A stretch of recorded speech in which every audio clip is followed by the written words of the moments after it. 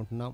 మహిమ ఘనత ప్రభావం మీరే పొందుకుందరని మా ప్రభువు మా రక్షకుడైన యేసు ప్రభువు నామములో ప్రార్థించి వేడుకొనుచున్నాము తండ్రి. ఆమేన్. ఆమేన్.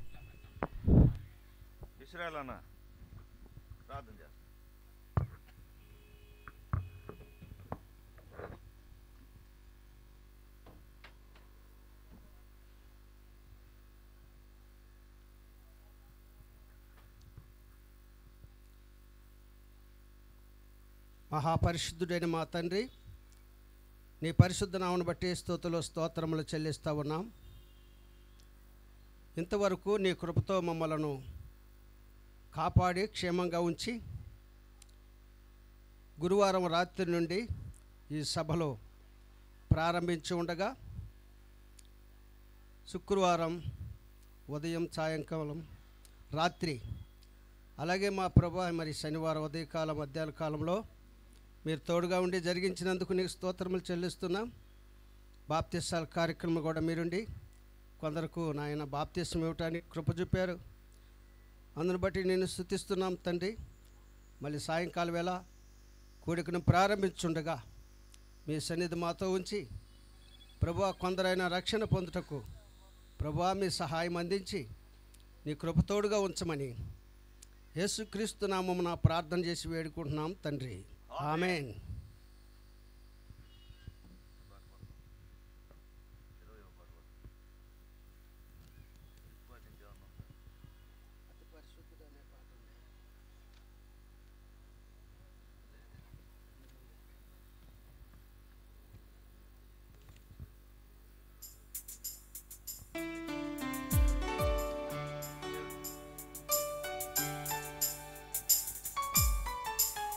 అతి పరిశుద్ధుడా, స్తుతి నైవేద్యము నీకే అర్పించి కీర్తింతుననే కీర్తన పాడుకుందాం. 37 నెంబర్ పాట.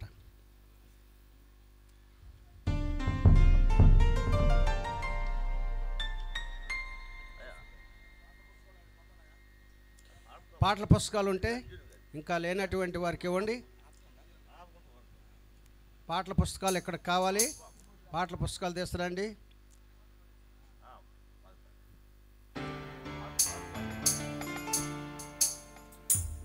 అతి పరిశుద్ధుడా, స్తుతి నైవేద్యము నీకే అర్పించి కీర్తింతును.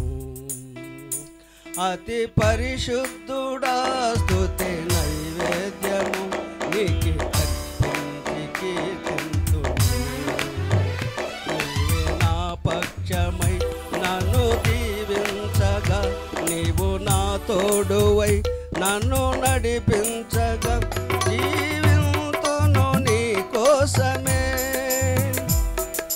ఆశ్రయమైన నా యేసయ్యా, దీవించును నీ కోసమే. ఆశ్రయమైన నా యేసయ్యా, అతి పరిశుద్ధుడా, స్తుతి నైవేద్యము నీకే అర్పించి కీర్తింతును. సర్వోన్నతమైన స్థలముల యందు నీ మహిమ వివరింపగా, ఉన్నతమైన నీ సంకల్పం ఎన్నడూ ఆశ్చర్యమే. సర్వోన్నతమైన స్థలముల యందు నీ మహిమ వివరింపగా, ఉన్నతమైన నీ సంకల్పం ఎన్నడూ ఆశ్చర్యమే. ముందెన్నడూ సవి చూడని సరికొత్తదైన ప్రేమామృతం, ముందెన్నడూ సవి చూడని సరికొత్తదైన ప్రేమామృతం. నీలోనే దాచావు నా కోటికి, నీ రుణం తీరదు ఏ నాటికి. నీలోనే దాచావు ఈనాటికై, నీ రుణం తీరదు ఏ నాటికి. అతి పరిశుద్ధుడా, స్తుతి నైవేద్యము నీకే అర్పించి కీర్తింతును. నీవే నా పక్షమై నన్ను దీవించగా నీవే నా తోడువై నన్ను నడిపించగా జీవింతును నీ కోసమే ఆశ్రయమైన నా యేసయ్యా అతి పరిశుద్ధుడా స్తుతి నైవేద్యము నీకే అర్పించి కీర్తింతును సద్గుణ రాశి నీ జాడలను నా ఎదుటే నుంచుకొని గడిచిన కాలం సాగిన పయనం నీ కృప సంకేతమే సద్గుణ రాశి నీ జాడలను నా ఎదుటే నుంచుకొని గడిచిన కాలం సాగిన పయనం నీ కృపకు సంకేతమే కృపయంబడి కృప పొందగా మారాను అనుముగా మారుదగా కృపయంబడి కృప పొందగా మారాను మధురముగానే పొందగా నాలోనే నాలోనే చూచావు నీ ప్రేమ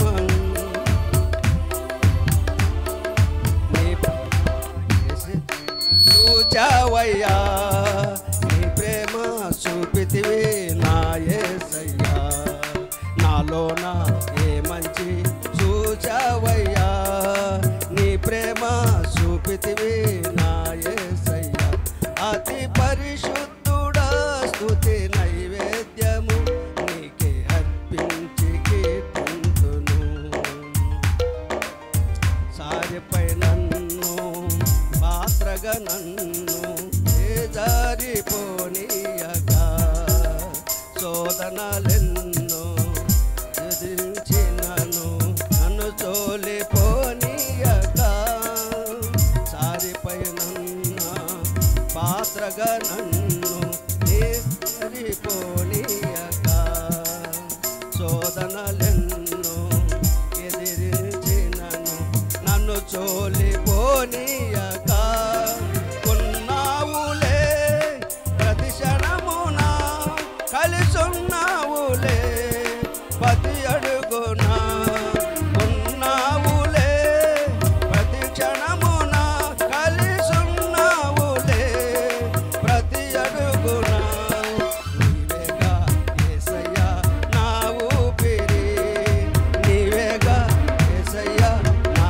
కాపరి నీవేగా యేసయ్యా నా ఊపిరి నీవేగా యేసయ్యా నా కాపరి అతి పరిశుద్ధుడా స్తుతి నైవేద్యము నీకే అర్పించి కీర్తింతును నీవే నా పక్షమై నన్ను దీవించగా నీవు నా తోడువై నన్ను నడిపించగా జీవింతును నీ కోసమే ఆశ్రయమైన నా యేసయ్యా జీవించును నీ కోసమే ఆశ్రయమైన నా యేసయ్యా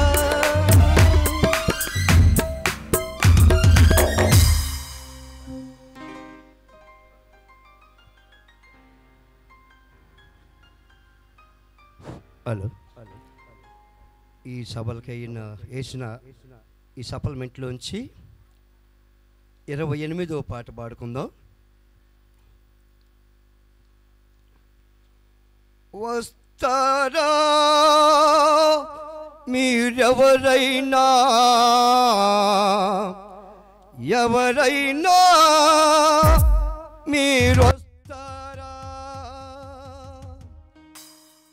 గొర్రె పిల్ల రక్తములో తోటి నుండెను వారి కొరకు కట్టబడెను ఆ రాజ్యము బంగారు యోధులతో కట్టబడిన ఆ శృంగార పట్టణముకు పోదమా బంగారు యోధులతో కట్టబడిన ఆ శృంగార పట్టణముకు పోదమా వస్తారా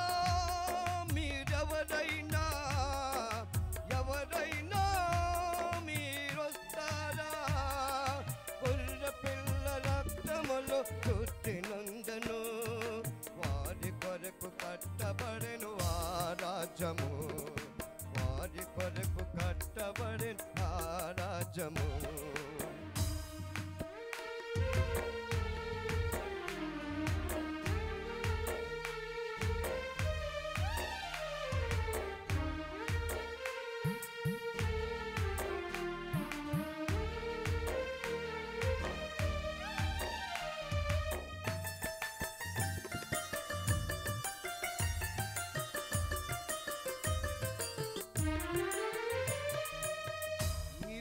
రక్తముతో వేసిన పునాదులు, వన్నెలతో 12 గుమ్మములు, జీవిత రక్తములతో వేసిన పునాదులు, వన్నెలతో 12 గుమ్మములు.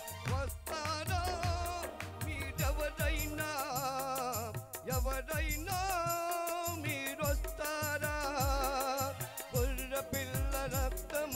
చుట్టినుండను, గొర్ర పిల్ల రక్తములో చుట్టినుండను, వారి కొరకు కట్టబడెను ఆ రాజ్యము. బంగారు యూతులతో కట్టబడిన ఆ శృంగార పట్టణముకు పోదమా, ఆ శృంగార పట్టణముకు పోదమా.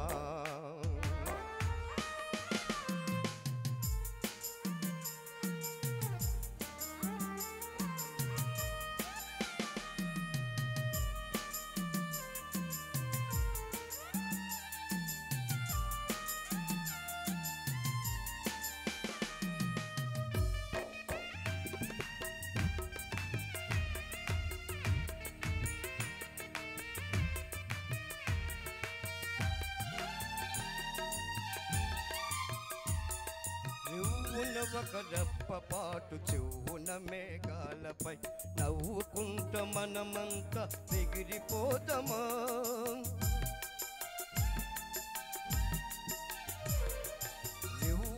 ఒక రెప్పపాటు చెవున మేఘాలపై నవ్వుకుంట మనమంతా ఎగిరిపోదమా. వస్తారా మీరెవరైనా, ఎవరైనా రక్తములో చుట్టినుండను, గొర్ర పిల్ల రక్తములో చుట్టినుండను, వారి కొరకు కట్టబడెను ఆ రాజ్యము, వారి కొరకు కట్టబడెను ఆ రాజ్యము. బంగారు యూదులతో కట్టబడిన ఆ శృంగార పట్టణముకు పోదమా, ఆ శృంగార పట్టణముకు పోదమా.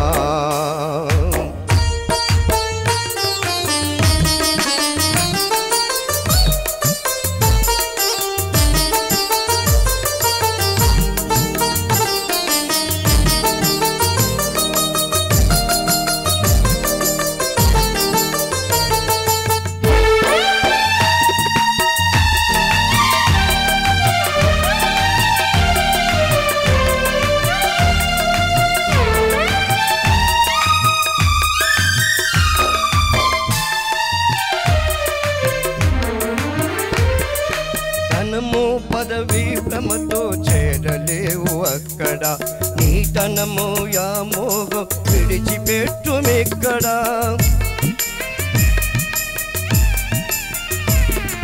ధనము పదవి భ్రమతో చేరలేవు అక్కడ, నీ తనము యామోహం విడిచిపెట్టుమెక్కడ. పరిశుద్ధుల కొరకు చిత్తపరిచిన బహుమానములన్నీయో భద్రపరచను, పరిశుద్ధుల కొరకు చిత్తపరచిన బహుమానములన్నీయో భద్రపరచను.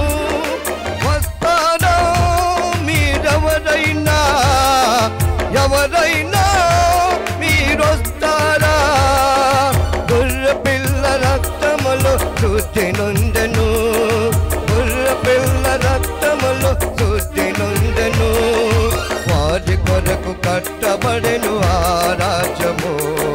బంగారు యూదులతో కట్టబడిన ఆ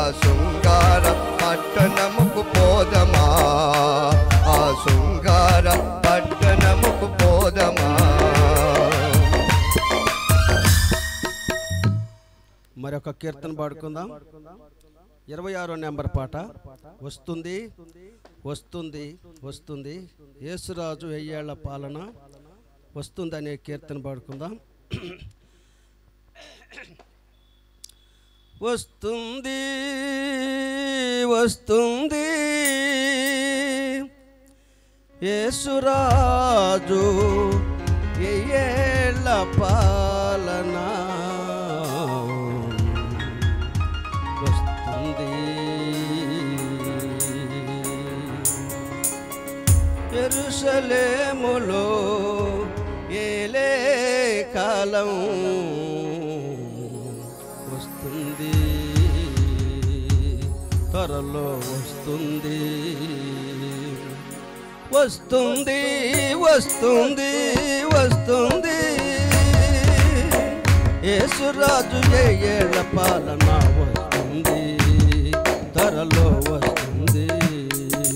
యెరూషలేములో ఏలే కాలం వస్తుంది, త్వరలో వస్తుంది. మలమలలాడే మానవలోకం కలకలలాడే కాలం త్వరలో వస్తుంది, త్వరలో వస్తుంది. మలమలలాడే మానవలోకం కలకలలాడే కాలం త్వరలో వస్తుంది, త్వరలో వస్తుంది. వస్తుంది వస్తుంది వస్తుంది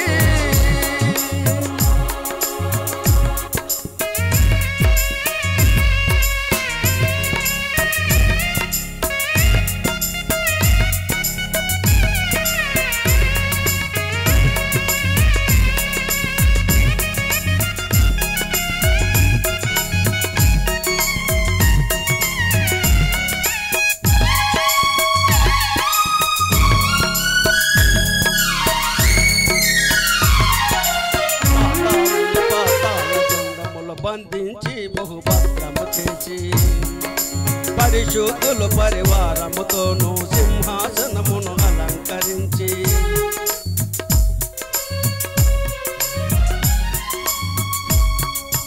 సాతానుని పాతాళ గుండములు బంధించి బహుభద్రము చేసి పరిశుద్ధులు పరివారముతోను సింహాసనమును అలంకరించి రాజుల రాజై ప్రభువుల ప్రభువై, రాజుల రాజై ప్రభువుల ప్రభువై, 1000 సంవత్సరము లేక చక్రముగా 1000 సంవత్సరము లేక చక్రముగా యెరూషలేములో ఏలే కాలం వస్తుంది, త్వరలో వస్తుంది. యెరూషలేములో ఏలే కాలం వస్తుంది, త్వరలో వస్తుంది. మలమలలాడే మానవలోకం కలకలలాడే కాలం త్వరలో వస్తుంది, త్వరలో వస్తుంది. వస్తుంది వస్తుంది వస్తుంది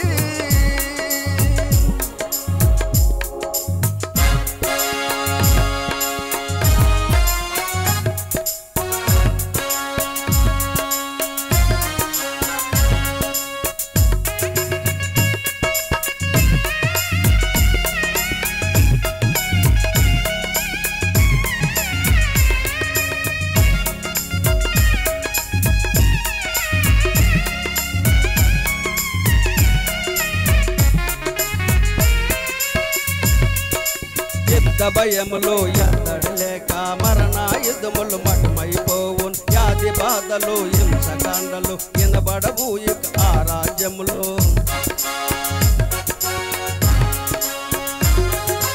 యుద్ధ భయములు ఎద్దడలేక మరణాయుధములు మఠమైపోవును, వ్యాధి బాధలు హింసకాండలు వినబడవు ఇక ఆ రాజ్యములో. సాధు జనులతో సత్యారాధనతో, సాధు జనులతో సత్యారాధనతో, శాంతి సమాధానములతో నిండి, శాంతి సమాధానములతో నిండి పాపము లేని పుణ్యరాజ్యము వస్తుంది, త్వరలో వస్తుంది. పాపము లేని పుణ్యరాజ్యము వస్తుంది, త్వరలో వస్తుంది. మలమలలాడే మానవలోకం కలకలలాడే కాలం త్వరలో వస్తుంది,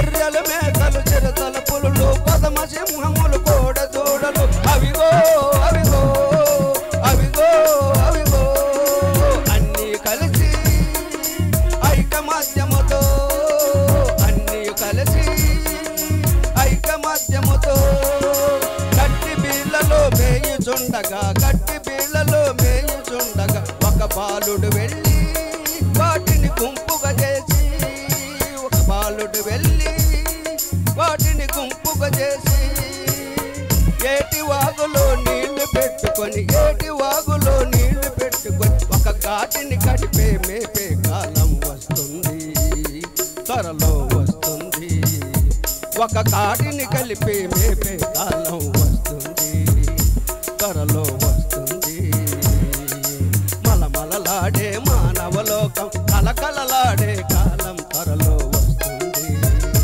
త్వరలో వస్తుంది వస్తుంది వస్తుంది వస్తుంది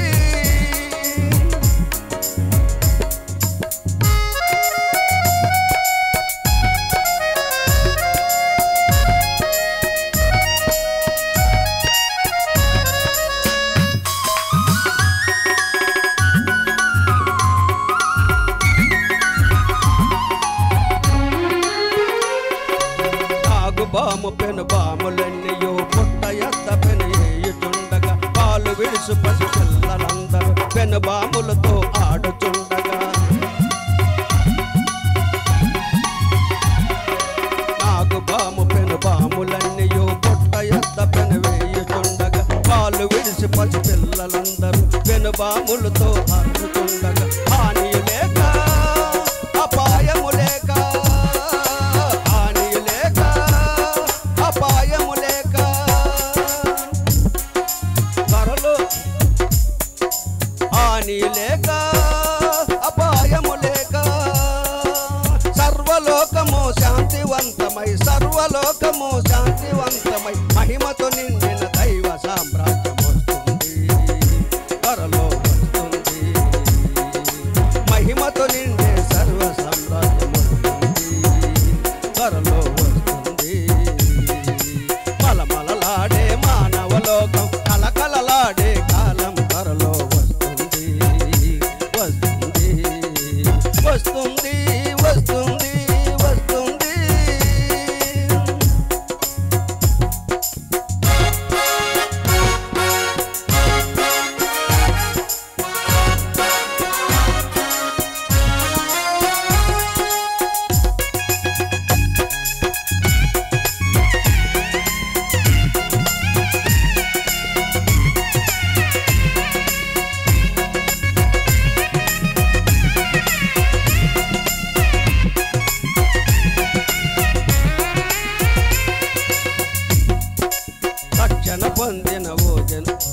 రక్షణ పొందిన ఓ ప్రజలారా త్వరలో మనకి విడుదల కలుగును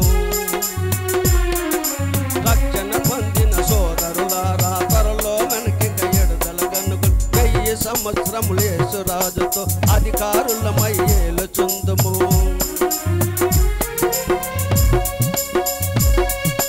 రక్షణ పొందిన సోదరులారా త్వరలో మనకి విడుదల కలుగును 1000 సంవత్సరములు యేసు రాజుతో అధికారులమై ఏలుచుందుము అడుగో అడుగో అడుగో అడుగో మన ప్రభు వస్తున్నాడు మనం ఎదురు చూసు ఆ యేసు రాజు అడుగో అడుగో అడుగో అడుగో మన ప్రభు ఉన్నాడు ఆ యేసు రాజు ఇక ఇనుపదండముతో ఏలుటకై వస్తున్నాడు త్వరలో వస్తున్నాడు ఆ యేసు రాజు ఇక ఇనుపదండముతో వేస్తున్నాడు త్వరలో వస్తున్నాడు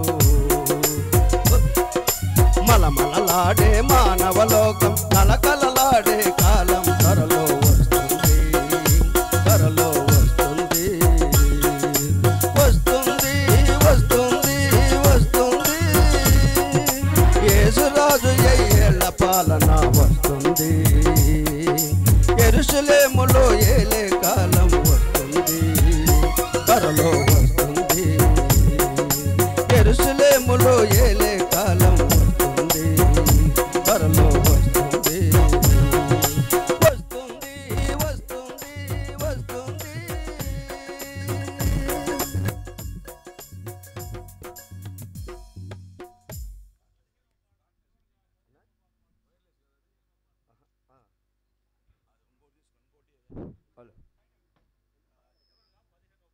ఈ పాట తర్వాత జగ్గాపురం సమీల్ గారు ప్రార్థన చేస్తారు. ఇసాకు వారికి ఫోన్ తీసుకెళ్ళా, వారు రాలేరు. తర్వాత ఈ పాట అయిపోగానే ప్రార్థన చేసిన తర్వాత బ్రదర్ వాక్యంలోకి వెళ్దాం.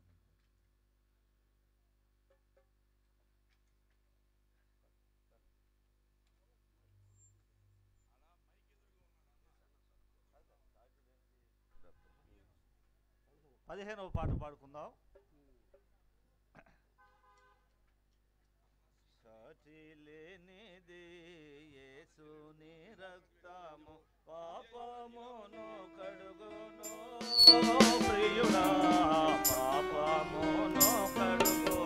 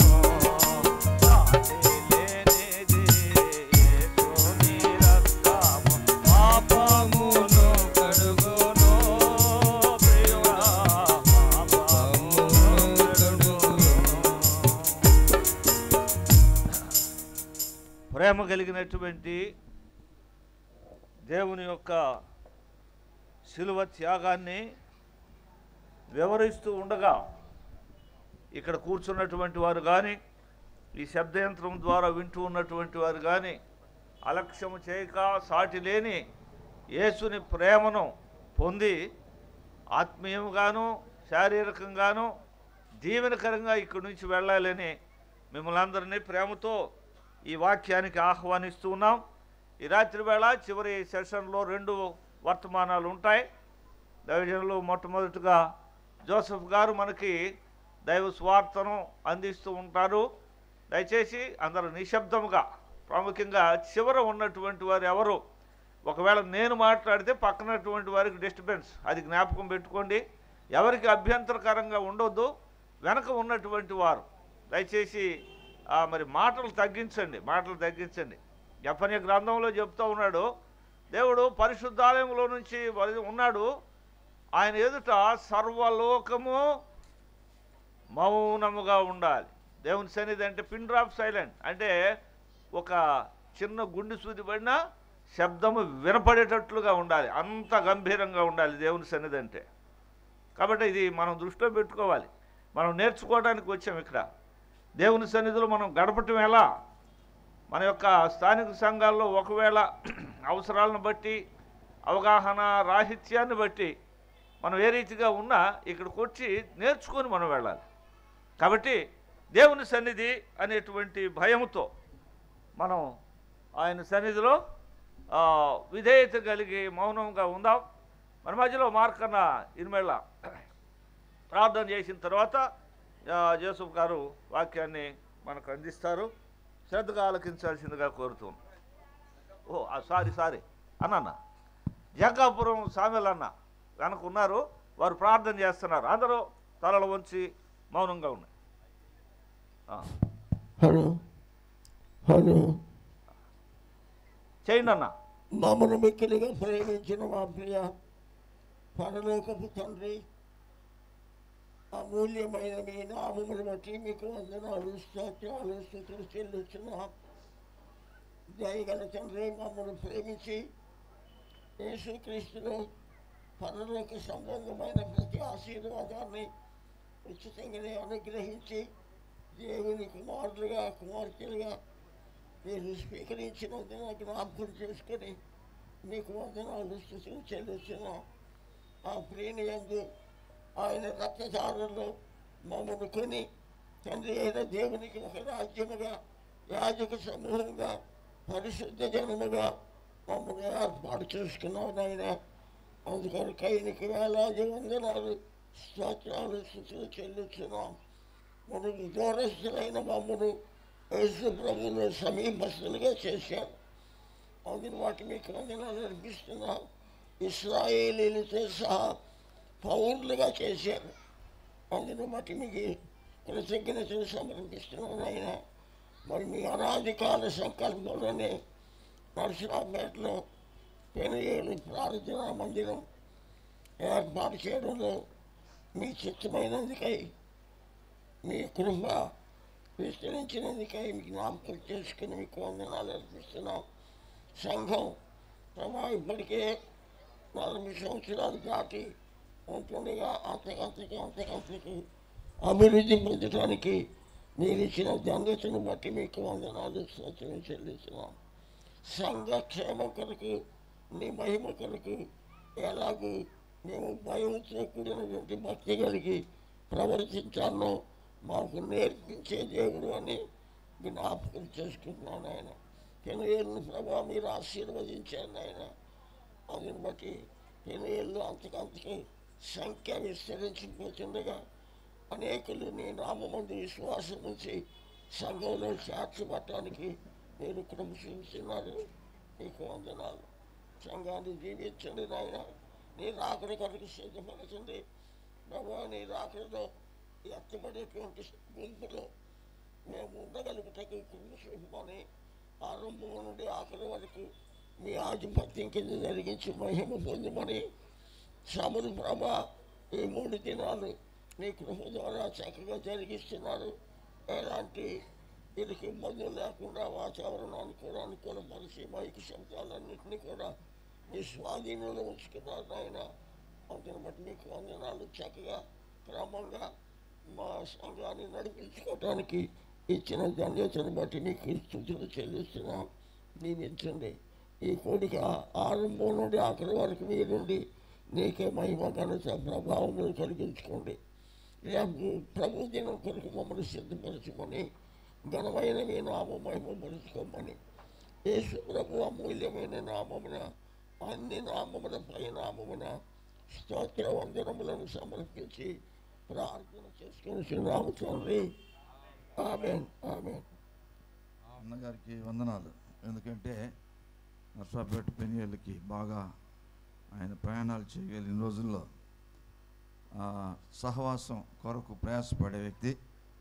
అపోస్తుల కార్యగ్రంథంలో పౌలు యాత్ర సమయాలను చక్కగా వివరించగలిగిన దైవజనులు ఎంతో ప్రయాసతో ఈరోజు ఆయన చాలా నడవలేని స్థితిలో కూడా ఆయన ప్రత్యేకత ఏంటంటే సహవాసం, అపోస్తుల బోధ యందును సహవాసమందును రొట్టె విరుచుట యందును ప్రార్థన చేటి యందు ఎడతెక్క ఉన్నట్లుగా ఆ సహవాసం కొరకు మరి పెద్ద వయసులో వారు దాదాపుగా ఆనందరావు గారు, శ్యాంబాబు గారితో సమకాలీగా దగ్గర వారి తర్వాతలో తిరుగుతూ వచ్చిన దైవజనులు వారు మన మధ్య ప్రార్థన చేశారు. వారి కొరకు మీరందరూ కూడా ఆ ముందున్న వయసు వారికి సంతోషకరంగా ఉండాలని ప్రార్థన చేయాలని అన్నగారి ప్రార్థన సందర్భంలో మీకు మనవి చేస్తున్నాను. ఇప్పుడు జోసఫ్ గారు అన్నగారి పేరు సమయలు గారు, జగ్గాపురం సమయలు గారు మనందరికీ తెలుసు. వారు స్వార్థికులు. జగ్గాపురం ఇక్కడ మచ్చలకూరుపేట దగ్గరలో చాలా ప్రాంతాలకి ఆధ్యాత్మిక సేవ పరిచర్య అందించిన పెద్దలు, దైవజనులు. ప్రతి ఒక్కరికి కూడా వృద్ధాప్యం వస్తుంది. వృద్ధాప్యం వరకు కూడా సహవాసం అనేది చాలా అమూల్యమైన సంగతిగా గుర్తించిన దైవజనులు. అందును బట్టి వారిని ప్రభువును స్తుతిస్తూ వారికి మనందరి తరపున వందనాలు. ఈ మాటలు ఎందుకు చెబుతున్నానంటే సహవాసాన్ని ఊరకనే తృణీకరించే స్వభావం మనందరిది. కాబట్టి ఆ సహవాసం అనే దానికి ఒక ప్రత్యేక నిర్వచనం. సంఘానికి ఎప్పుడు పడితే అప్పుడు మానేయటం, కోపం వస్తే ఎవరి మీద కోపం వస్తే మందిరానికి మానేసే ఆ స్వభావం ఈ రోజుల్లో అపవాది బహుగా ఇబ్బంది పెడుతున్న దినాల్లో ఇటువంటి సంగతి మీకు గుర్తు రావాలని మాత్రమే వారిని ఇలాగ పరిచయం చేస్తున్నాను. అందరికీ వందనాలు. దైవజనులు మరి టీచర్గా వారి చాలా పెద్ద ఉపాధ్యాయులు, హెచ్ఎం 10వ తరగతి పిల్లలకు మంచి పాఠాలు బోధించేవారు. వారు మన మధ్యలో ఉంటూ ఆశీర్వాదకరం. అన్నగారికి సమయాన్ని అప్పగిస్తాను.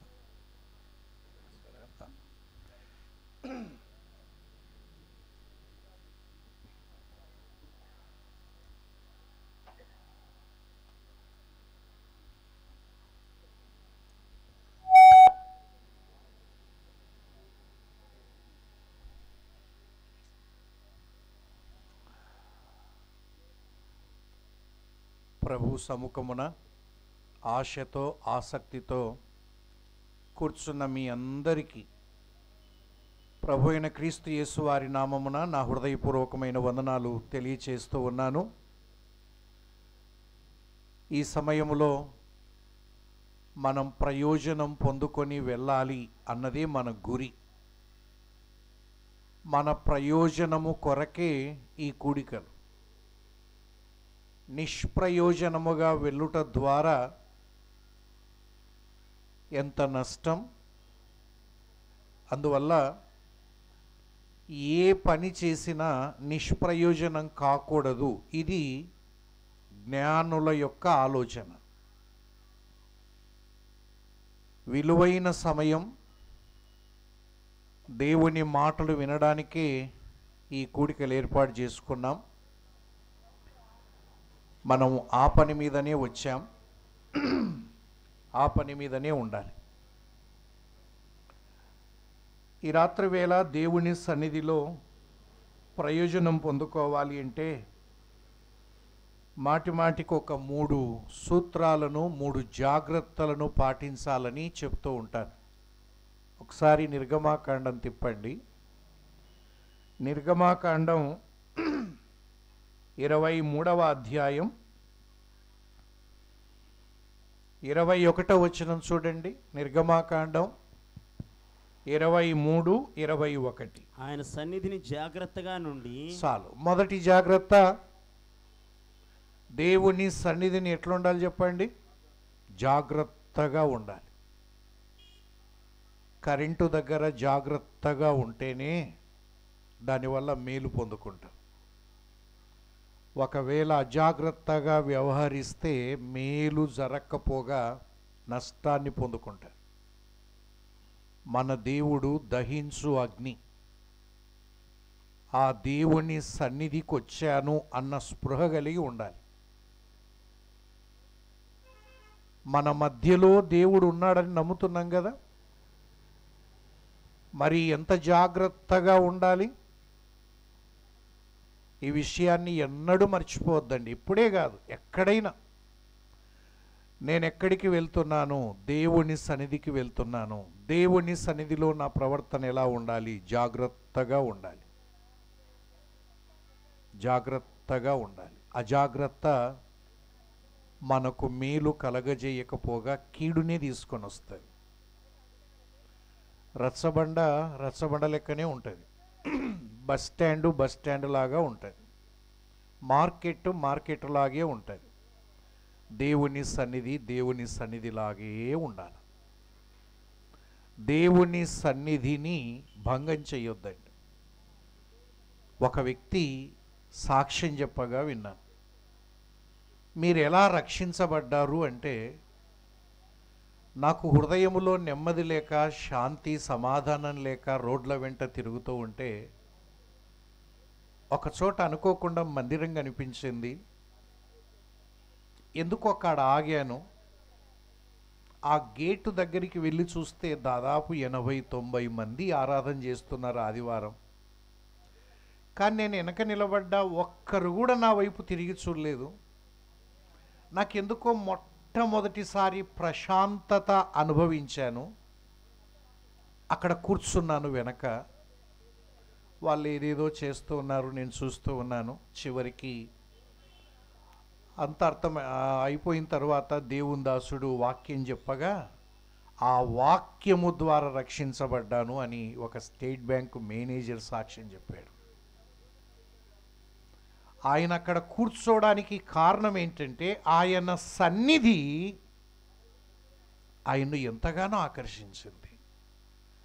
మేము వెళ్ళే చోట్ల ఇట్టుండదే, ఇంత ప్రశాంతత ఉండదే, గందరగోళం, శబ్దాలు, గజిబిజి. ఆ వాతావరణం అతన్ని ఆకర్షించింది, కూర్చోబెట్టింది, దేవుని లేఖనాలు వినేటట్టు చేసింది. గొప్ప రక్షణ పొందుకొని వెళ్ళిపోయాడు. దేవుని సన్నిధిని జాగ్రత్తగా ఉండాలి.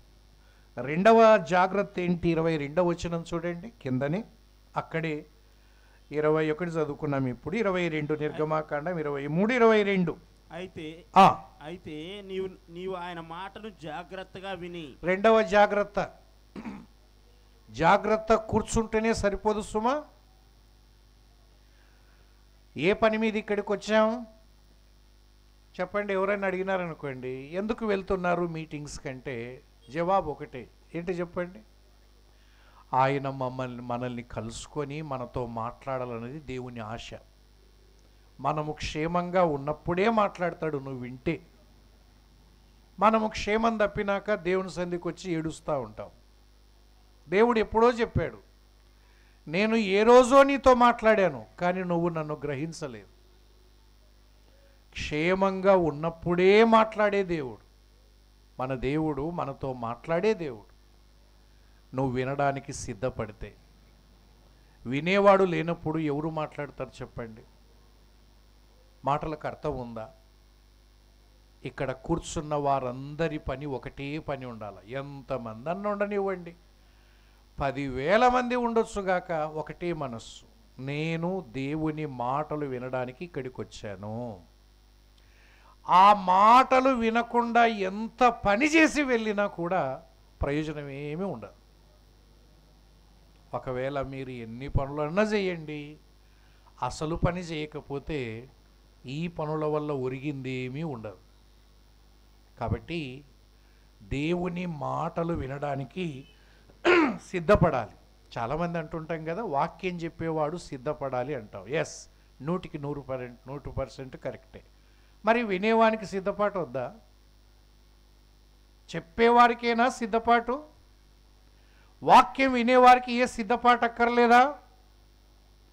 వాక్యం దగ్గరికి వచ్చేటప్పుడు వాక్యం వినకుండా నన్ను డిస్టర్బెన్స్ చేసే అంశాలేంటి ఐడెంటిఫై చేయి, వాటిని పరిష్కరించుకో, సిద్ధపడి కూర్చో.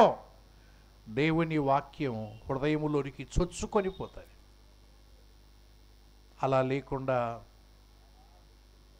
చెప్పేవాడు మాత్రమే సిద్ధపడితే ఉపయోగం ఏం లేదండి. వినేవానికి కూడా సెండరు రిసీవర్ ఇద్దరు పర్ఫెక్ట్గా ఉండాలి. అప్పుడే వర్తమానం హృదయంలోకి వెళ్తుంది. లేదనుకోండి ఎలా ఉంటుందో తెలుసు కదా. అందుకే మనం పొద్దుబోక మాట్లాడుకునే మాటలు లాంటివి కాదు కదా ఇవి. ఏ దైవదాసుడు బోధించినా గుర్తుపెట్టుకోండి, ఇవి దేవుని మాటలని నమ్మి దేవుడు నాతో మాట్లాడాలనే ఆశతో కూర్చోండి, దేవుడు మాట్లాడతాడు. ఈ పని తప్ప వేరే పని మీద ఉండొద్దండి. ఇది రెండవ జాగ్రత్త. ఒకటి, ఆయన సన్నిధిని జాగ్రత్తగా ఉండాలి. ఒక దైవదాసుడు ఒక మీటింగ్ అరేంజ్ చేస్తే 100 మంది కేవలం వాక్యం మీద ఆసక్తి కలిగిన వారిని మాత్రమే ఆహ్వానించారు ఆ సెమినార్కి. అందులోనూ 2000 రూపాయలు ఒక్క రోజుకు కట్టి కూర్చున్నారు. అంటే ఎంత ఆసక్తి చూడండి. ఆ సెమినార్లో ఆయన ప్రసంగిస్తూ ఉండగా ఒక దేవుని దాసుడు దగ్గుతున్నాడు. దగ్గడం అంటే అది తెలియకుండా వచ్చేస్తుంది కదా. కానీ అదే పనిగా దగ్గుతూ ఉంటే ఆయన ఆపి, బ్రదర్, దేవుని వాక్యం ఇంతమందికి చేరకుండా నువ్వు అడ్డుపడుతున్నావు, ఇది మంచిది కాదు. మొదటిసారి తెలియకుండా వస్తే పర్వాలేదు, రెండవసారి నీకు తెలుసు కదా, అలా బయటికి వెళ్ళి ఈ వాతావరణానికి భంగం కలగకూడదని నీకు తెలియదా అని హెచ్చరించినప్పుడు ఆశ్చర్యపోయాను. ఒక చిన్నదానికి ఆ దేవుని దాసుడు ఎంత చెప్పాడు అంటే అంత చెప్పాడు. నిజమే, ఇంతవరకు దేవుని దాసుడు కూడా చెప్పాడు కదా, ఆయన సన్నిధిని ఉండాల్సినటువంటి సూత్రం ఏంటంటే మౌనముగా ఉండాలి. ఎందుకంటే దేవుని స్వరమే వినబడాలి ఈ స్థలములో. మరొక అపస్వరం వినబడుట దేవునికి అవమానం. దేవుడు మాట్లాడుతూ ఉండగా ఆయన స్వరమే మన చెవులకు చేరాలి. అది జాగ్రత్తగా ఉందాం. ఆయన స్వరం తప్ప మరొక స్వరం వినబడకుండా, అపస్వరము లేకుండా గౌరవిద్దాం. ఆయన మాటలు వింటేనే మన జీవితాలు బాగుపడతాయి. దేవుడిచ్చే మంది ఏంటి? ఆయన తన వాక్కును పంపి తన జనులను బాగు చేసి, వాక్యం ద్వారానే కదా. ఇంకా వాక్యమే లోపలికి పోకపోతే ఎన్నాళ్ళు వస్తే మనం బాగుపడతాం చెప్పండి. అందువల్ల ఇది రెండవ జాగ్రత్త. ఆయన సన్నిధిని జాగ్రత్తగా ఉండాలి. రెండవది, ఆయన సన్నిధిని జాగ్రత్తగా ఉండి ఆయన మాటను జాగ్రత్తగా వినాలి. చివరిది మూడవది చూడండి, అక్కడే 23వ అధ్యాయం 13వ వచనాన్ని చూడండి. 13వ వచనం, నేను మీతో చెప్పిన వాటినన్నిటినీ జాగ్రత్తగా గైకొనవలెను. విన్న వాటిని ఏం చేయాలి చెప్పండి. ఒక మాట అంత దీంట్లోనే ఉంది చూడండి. ఇంకా అందరము రావడములో సమానమే, కూర్చోవడంలో సమానమే, వినడములో సమానమే. ఎందుకు జీవితాలు ఇంత వ్యత్యాసంగా ఉంటాయంటే, గైకొనేవారు కొద్దిమంది, గైకొనని వారు మరికొద్దిమంది. అదే తేడా కనిపిస్తుంది విశ్వాసుల మధ్య. ఇప్పుడు అందరూ మనము సమానమే. నేనైనా నువ్వైనా దేవుని సంధిలో కూర్చున్నాం, వాక్యం వింటూనే ఉన్నాం. కొద్దిమంది 100కి 100 పాలు, నచ్చినా నచ్చకపోయినా, కష్టమైన నష్టమైన, బాధ కలిగిన ఏమి కలిగిన, ఇది దేవుని మాట కాబట్టి గైకొని తీరతాను అనుకునే వాళ్ళు కొద్దిమంది. మరికొద్దిమంది ఇష్టమైతే గైకొంటాం, లేకపోతే లేదు. దేవుని మాటను గైకొనకుండా దేవుని వాక్యము యొక్క శక్తి నీకేమర్థమవుతుంది? ఒక ట్యాబ్లెట్ పనిచేస్తుందా లేదని ఎట కనుక్కోవాలి చెప్పండి అమ్మా. ఒక ట్యాబ్లెట్ చూస్తే సరిపోదు, కొంటే సరిపోదు, వేసుకుంటే ఆ ట్యాబ్లెట్ కరిగి దేహంలోకి వెళ్తే అప్పుడు చెప్పండి ఈ ట్యాబ్లెట్ పనిచేస్తుంది లేదు అని. అసలుకి వేసుకోకుండానే ఈ ట్యాబ్లెట్ ఏమంతా పనిచేయదు, ఈ డాక్టర్ ఏమంతా మంచోడు కాదంటే ఎలా ఉంటుంది? ఇట్లనే ఉంటుంది. దేవుని వాక్యము గైకొనేది లేదు, కానీ దేవుని వాక్యము నాకు ఏం చేయలేదంటే ఎట చేస్తుంది చెప్పండి? గైకొంటే కదా. ఇప్పుడే కాదు, ఎప్పుడైనా ఈ 3 సూత్రాలను పాటించాడు. దేవుని సంధిలో నేను జాగ్రత్తగా ఉండాలి. రెండవది, దేవుని సన్నిధిలో జాగ్రత్తగా ఆయన మాట వినాలి. మూడవది, ఆ మాటను నాకు నచ్చకపోయినా, నాకు బాధ కలిగిన, అది దేవుని మాట కాబట్టి. పేతురు అన్నాడు కదా, రాత్రంతా ప్రయాసపడ్డాం, ఒక్క చేప పడలేదు, అయినా నీ మాట చొప్పున. నాకైతే ఇష్టం లేదు వేయాలని, ఎందుకంటే రాత్రంతా ప్రయాసపడ్డాం, ఏమి దొరకని చోట ఎందుకు వేస్తాను వల? నేనైతే మీరు చెప్పకపోతే ప్రభు వేసేవాడిని కాదు. ఎందుకంటే రాత్రంతా ప్రయాసపడిన తర్వాత ఇక్కడ చేపలు లేవని తేలిన తర్వాత మళ్ళీ వేయడం నాకు ఇష్టం లేదు. కానీ ప్రభువా, చెప్తున్నవాడు మీరు కాబట్టి నాకు ఇష్టం లేకపోయినా నీ మాట చొప్పున వల విసురుతానన్నాడు. అంతే. ఆ మాటను గైకొని చూపాడు. ఆ చేపలు ఎక్కడి నుంచి వచ్చాయో అదే సముద్రమే, అదే నీళ్ళే, అదే వ్యక్తులే, అదే వలలే, విస్తారమైన చేపలు. తేడా ఒకటే, ప్రభు మాటను గైకొనడం, ప్రభు మాట లేకుండా పనిచేయడం.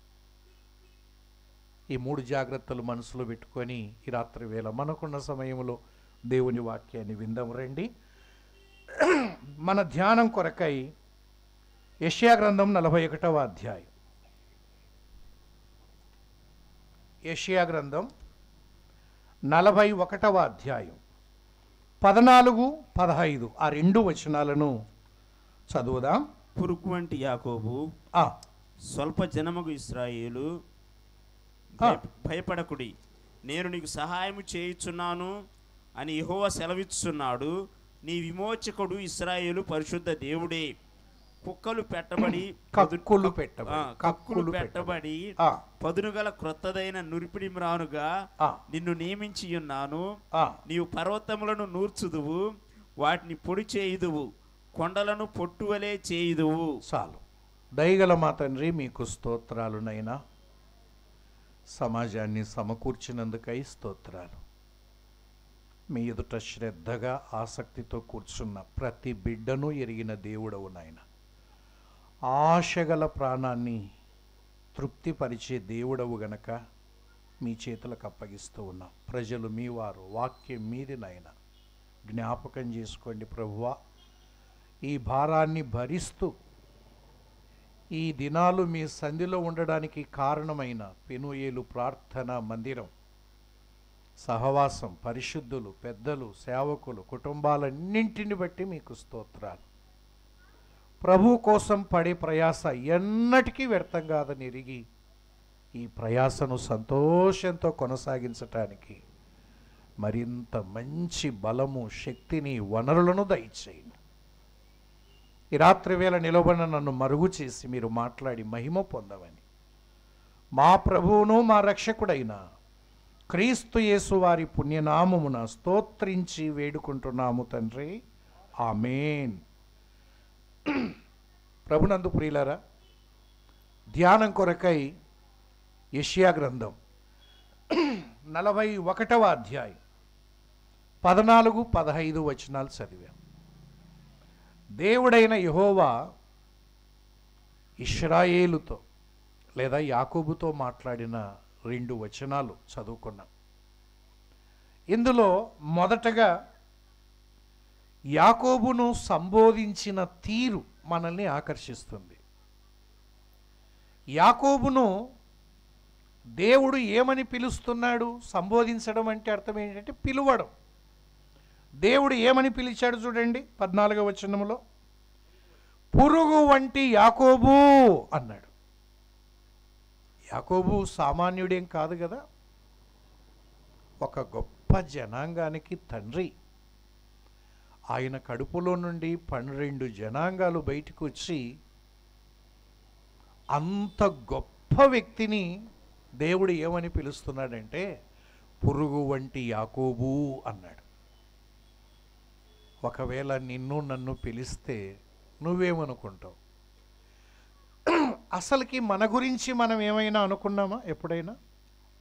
మన గురించి మనం, నువ్వెవరు? Who are you? నీ గురించి నీకున్న తలంపేంటి? ఏమనుకుంటున్నావు? ఈ లోకంలో ఒక్కొక్కరి సంబోధన ఒక్కో రకంగా ఉంటుంది కదా. ఒక్కొక్కరిని పిలిచే విధానం గొప్ప గొప్ప బిరుదులు పెట్టి పిలుస్తూ ఉంటారు. ఆఖరికి పేపర్లలో కానీ టీవీలలో కానీ అప్పుడప్పుడు చూస్తుంటాం కదా, మానవుడే మహనీయుడు అనే టైటిల్స్ వస్తుంటాయి. మానవుడే మహనీయుడు. ఇంకొక అడుగు దూరం వేసి మానవుడే మాధవుడు అనే స్థాయికి వెళ్ళిపోయాడు. మాధవుడు అంటే దేవుడు. ఇంకా ఎవరా దేవుడు? మనమే దేవుళ్ళం. మానవుడే దేవుడు అనే స్థాయికి. కానీ మనల్ని గూర్చిన గ్రహింపు మనకు చక్కగా ఉండాలి. ఎవరికైతే చక్కటి గ్రహింపు ఉంటుందో వారు చక్కగా బ్రతుకుతారు. గ్రహింపు సరిగా లేకపోతే బ్రతుకులో తేడాలు కనిపిస్తాయి. నేనెవరిని? నేను ఎటువంటి వాడను? ఒక్కసారి దేవుణ్ణి అడుగుదాం. దేవా, నేనెవరిని?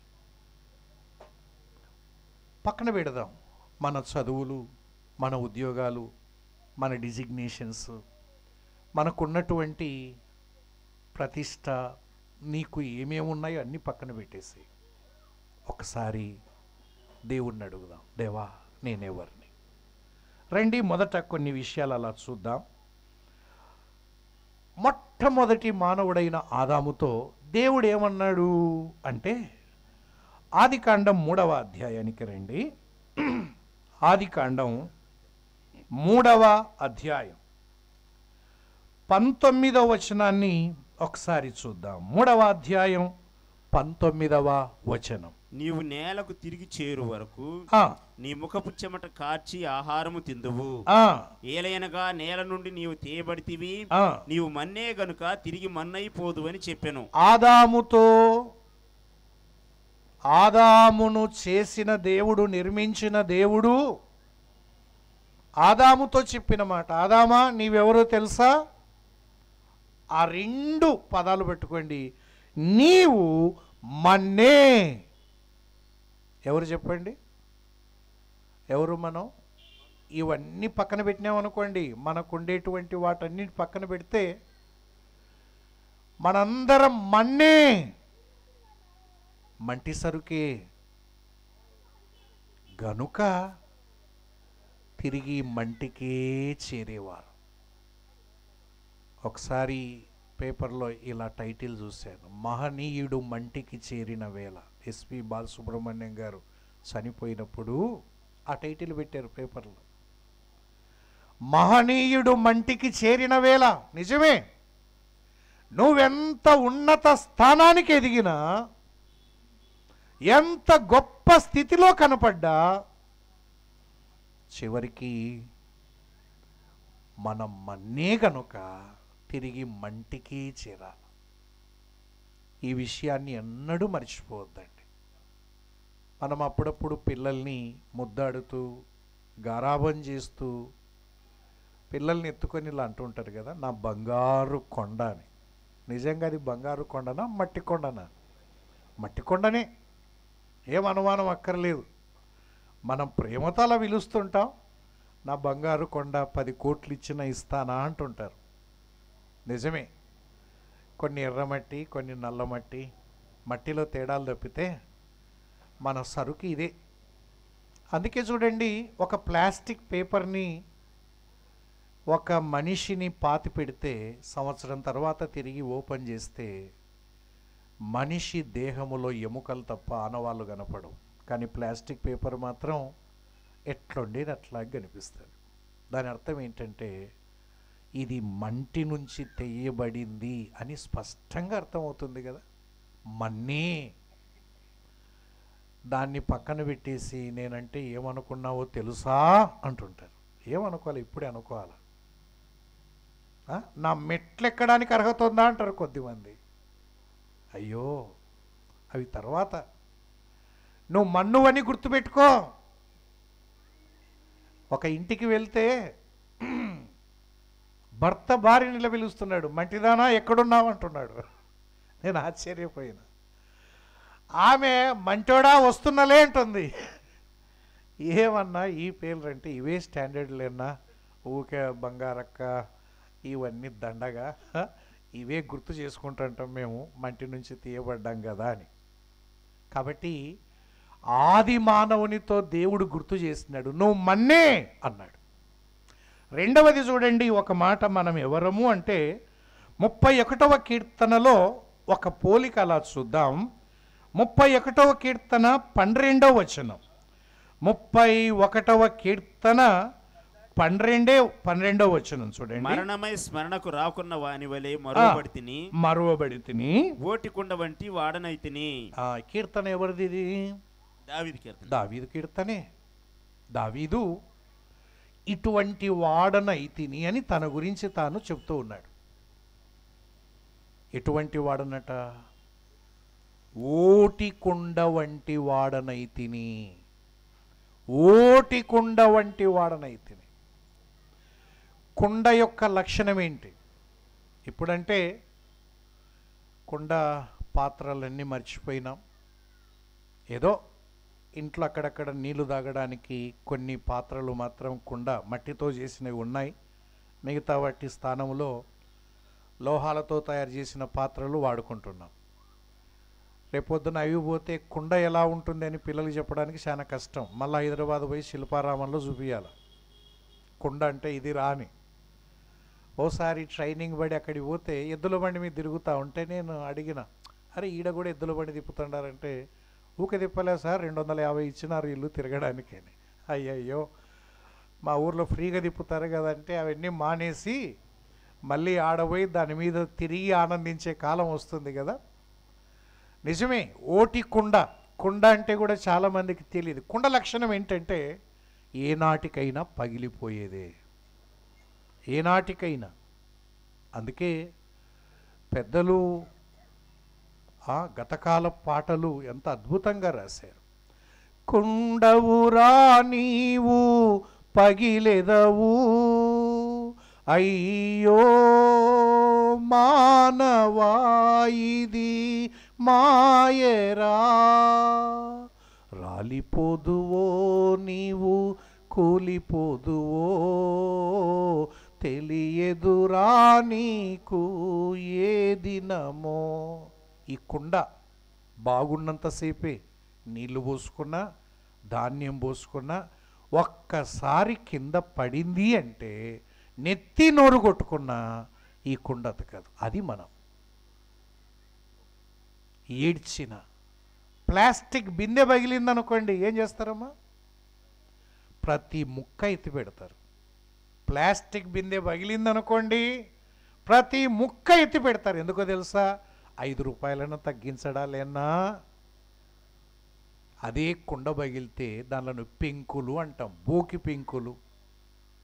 ఆ బోకి పెంకులను చేసే పని ఏంటంటే చీపుడు తీసుకొని చేటలో ఎత్తి దిబ్బలో పడేసేస్తారు. అంతే. కుండ పగిలితే జరిగే సంభవాలు పరిణామాలు ఇదే. అయితే ఒక్క మాట గుర్తుపెట్టుకోండి, కుండ భద్రంగా ఉంది అంటే కుండ గొప్పతనమా, కుండను చూసుకునేవాని గొప్పతనమా? కుండ గొప్పగా ఉంది అంటే పగలకుండా ఉందంటే, ఒక ఆయన అన్నాడు, సార్ ఇది 25 ఏళ్ళ కుండ సార్, మా పెళ్ళెప్పుడు కొన్నది గుర్తుంటుందని అట్లే పెట్టుకున్నాము, అన్నీ మార్చినాం కానీ అంటే, అబ్బా ఈ కుండ ఎంత గట్టిదో అనుకోవడానికి వీల్లేదు సుమా, అన్ని కుండల మాదిరి అది కూడా మట్టి కుండే, కానీ 25 సంవత్సరాలు ఇంత జాగ్రత్త కాపాడినాడు చూడండి, అదే ఆయన గొప్పతనం. ప్రతిరోజు కొన్ని కుండలు పగిలిపోతున్నాయి కదా రోడ్ల మీద. మరి ఈ కుండలు ఈరోజు ఇలా కూర్చున్నాయంటే మన గొప్పతనం కాదు సుమా. లేవగానే దేవునికి స్తోత్రం చెబుదాం. దేవా ఈ కుండ పగలకుండా ఉంచినందుకై స్తోత్రం, దేవా ఈ కుండ నిలబెట్టినందుకై స్తోత్రం. అందుకే ఈరోజు నీ సన్నిధికి రాగలిగాను, నిన్ను స్తుతించగలుగుతున్నాను, నీ మాటలు వినగలుగుతున్నాను. ఇది నా గొప్పతనం కాదు నాయన, ఈ మట్టి కుండను జాగ్రత్తగా చూసుకుంటున్నావు కదా. దావీదు తనను తాను, నువ్వేమో మనమేమో చాలా ఊహించుకుంటున్నావు కదా, నా చదువేంటి, నా ఉద్యోగం ఏంటి, నా హోదా ఏంటి. ఎంత హోదా అయినా ఒక్కసారి పగిలిందంటే పనికిరావు. పగలనంత వరకే ఏం చేసినా, ప్రభువు నమ్ముకోవాలన్నా ఈ కుండ పగలనంత వరకే, పగిలిన తర్వాత ఏం చేయలేవు. గుర్తుపెట్టుకో. ఆదాముతో అన్నాడు నీవు మన్నే అన్నాడు, దావీదు తనంతాను అంటున్నాడు నేను ఓటికుండ వంటి వాడనైతిని అన్నాడు. ఇంకొక వ్యక్తి ఏమన్నాడో అలా చూడండి. ఆదికాండములో 18వ అధ్యాయం రండి. 18వ అధ్యాయంలో 27వ వచనాన్ని చదువుదామా? 18:27. అందుకు అబ్రహాము, ఇదిగో ధూళియు బూడిదయునైన నేను, ఇదిగో ధూళియు బూడిదయునైన నేను ప్రభుతో మాట్లాడ తెగించుచున్నాను. ఈయనెవరు? అబ్రహాము. అబ్రహాం అంటే ఎంత గొప్పోడో మనకు తెలుసు కదా. అబ్రహాము యొక్క జీవితాన్ని చూసి తర్వాత హేతు కుమారులు అన్నారు, నీవు మా మధ్యలో ఎట్లున్నావు? మహారాజులాగా ఉన్నావు అన్నాడు. ఆహా,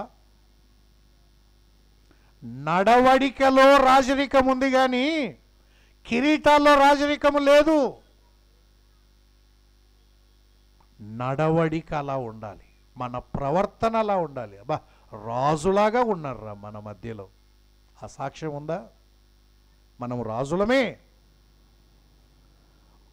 అబ్రహామును మహారాజు వలె ఉన్నావన్న అటువంటి వ్యక్తి దేవుని సన్నిధికి వచ్చి దేవునితో మాట్లాడేటప్పుడు తనను తాను ఎలా పోల్చుకున్నాడు? ఎలా పోల్చుకున్నాడు చెప్పండి? 2 పోలికలు ఉన్నాయి అక్కడ. అందుకు అబ్రహాము, ఇదిగో ధూళియు బూడిదయునైన నేను అన్నాడు. ఆహా, ధూళి మట్టి వేరు, ధూళి వేరు కదా. పొలాల్లో ఉండేదాన్ని మట్టి అంటాం కదా. ధూళి అంటే ఏంటి? దుమ్ము. ఎక్కడ ఉంటుంది? రోడ్ల మీద ఉంటుంది కదా. ఆ దుమ్ము యొక్క లక్షణం ఏంటంటే, దుమ్ము పర్మనెంట్ కాదు, ఎప్పుడైనా లేచిపోయేది, అది ఉండేది కాదు. దుమ్ము అట్లే రోడ్డు మీదనే ఉంటుంది. ఒక పెద్ద లారీ ఫాస్ట్గా పోయిందనుకోండి, ఆ గాలికి ఆ దుమ్ము లేచి ఎక్కడ పడేది తెలియదు. మనం కూడా అంతే. మానవ జీవితం ఎంత అల్పమైందంటే, సాయంత్రం 4:30 గంటలకి ఆరోగ్యంగా కలిసి మాట్లాడిన వ్యక్తి రాత్రి 9:30కు చనిపోయినాడని వార్త వింటే నమ్మగలమా? సాయంకాలం 4:30 గంటలకు బజార్లో కనపడి అది సార్, ఇది సార్, ఎలా, ఏం చేద్దాం, రేపు ఎట్లా అని మాట్లాడి ఇంటికి వెళ్ళిన వ్యక్తి రాత్రి ఫోన్ చేసి ఇలా ఆయన చనిపోయినాడండి అంటే నమ్మబుద్ధి అవుతుందా? ఎస్, ఇది రియల్. ఏం జరిగింది? అవన్న 5 గంటలకు ఇంటికి వచ్చినాడు. ఫస్ట్ టైం మోషన్కి వెళ్ళినాడు, బాగానే పోయినాడు. మోషన్ పోయించిన 10 నిమిషాలకే రెండవసారి వచ్చింది, నాకు నీరసం అన్నాడు. ఇక 5 నిమిషాలకు ఒకసారి వరుసగా 4 సార్లు మోషన్స్ అయినాయి. మేము 5:45 ఆటో తీసుకొని ఆసుపత్రికి వెళ్ళాం.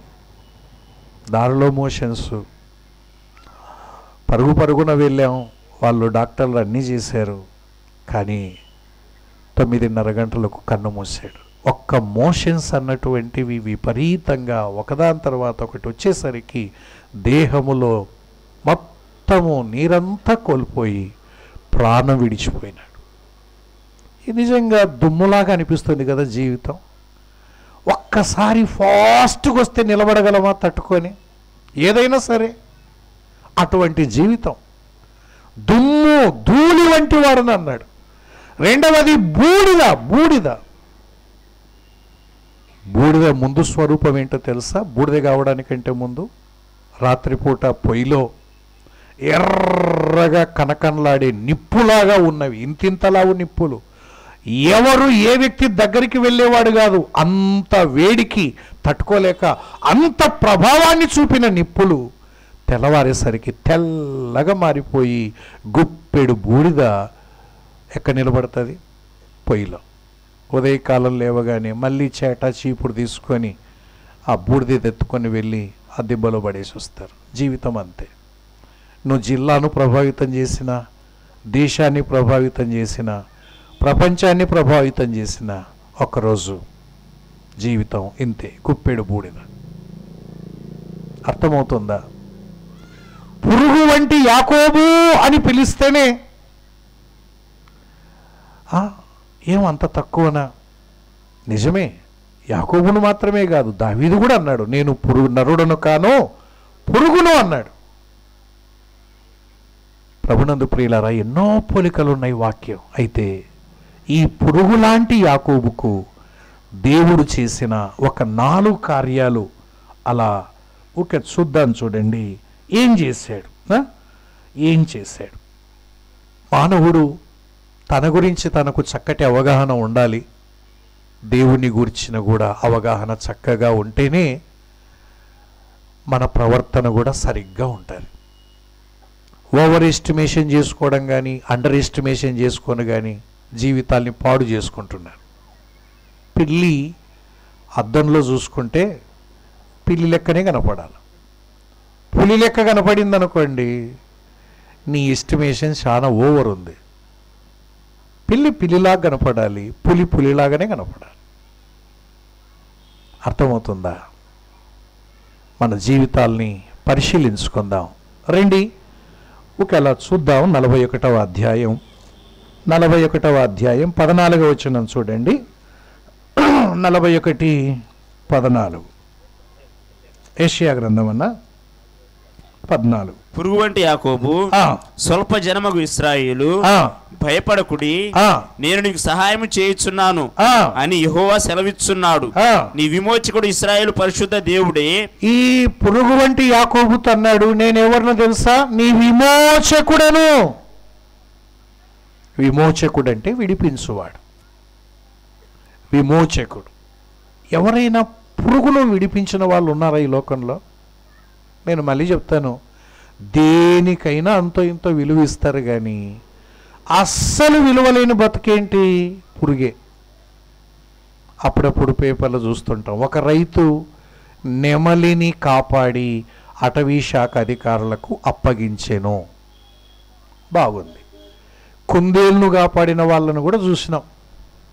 ఆఖరికి పావురాన్ని, పిచ్చుకను కాపాడిన వాళ్ళని చూసినాం అని పేపర్లు చదువుతుంటాం. ఎవరైనా పురుగును పట్టించుకున్నవాడు కానీ పురుగును కాపాడినవాడు కానీ ప్రపంచంలో ఎక్కడన్నా చూసామంటే చూడలేదు. అన్న పురుగు నీళ్ళలో పడుతుంది, పడితే మనలేరా కాలుతో నలిపేసేదాన్ని అంటారు. పురుగుకేమంత విలువిస్తావు? దేవునికి స్తోత్రం. ఇట్టి పురుగును పట్టించుకున్నవాడు, పురుగు లాంటి మనల్ని పట్టించుకున్నవాడు,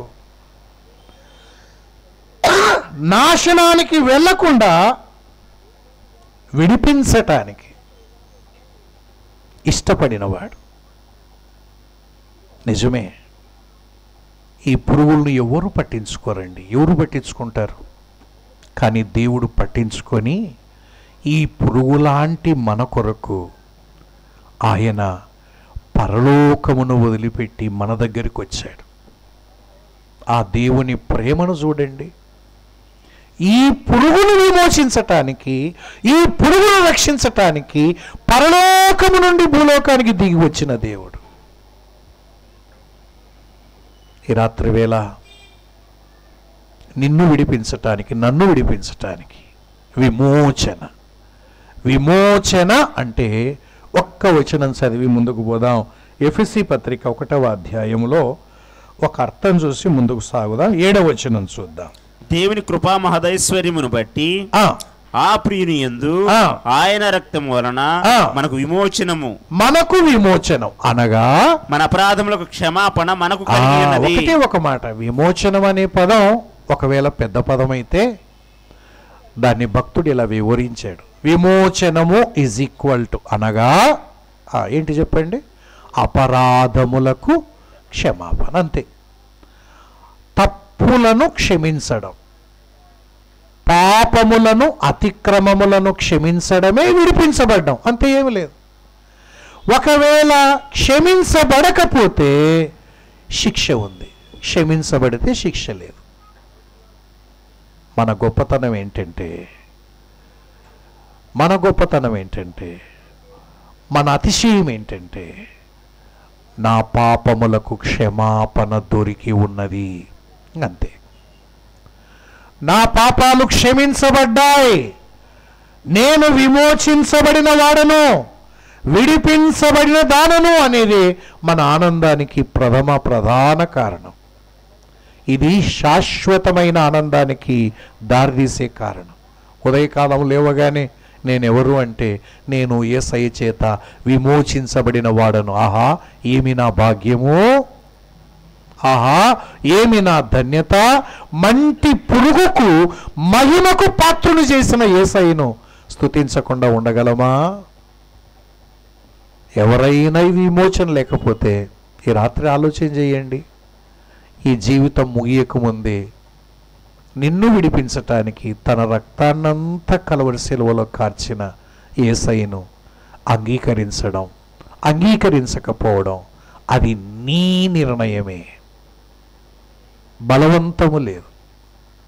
నీ మనస్సాక్షి నిన్ను ఒప్పిస్తే, నీ మనస్సాక్షి నిన్ను ఒప్పిస్తే భూలోకానికి వచ్చిన లోకరక్షకుడైన యేసుక్రీస్తును నీ సొంత రక్షకుడిగా అంగీకరించడానికి నువ్వు ఇష్టపడితే ఈ విమోచన నీకు దొరుకుతుంది.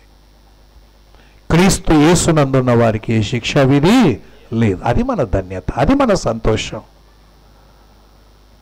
యేసుక్రీస్తు నమ్ముకున్న మనం విమోచించబడిన. యాకోబు నేను నిన్ను విమోచించి ఉన్నాను అన్నాడు.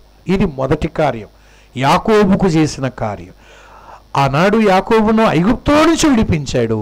ఈరోజు మనల్ని పాపము నుంచి విడిపించగలిగిన దేవుడు. రెండవది చూద్దాం రండి. పురుగు వంటి యాకోబుకు దేవుడు ఏం చేశాడు అంటే, మళ్ళీ 14వ వచనమే చదువుదాం. యెషయా 41:14. పురుగు వంటి యాకోబు, స్వల్ప జనమగు ఇశ్రాయేలు, భయపడకుడి, నేను నీకు సహాయము చేయుచున్నాను అని యెహోవా సెలవిచ్చున్నాడు. ఎంత గొప్ప దేవుడండి.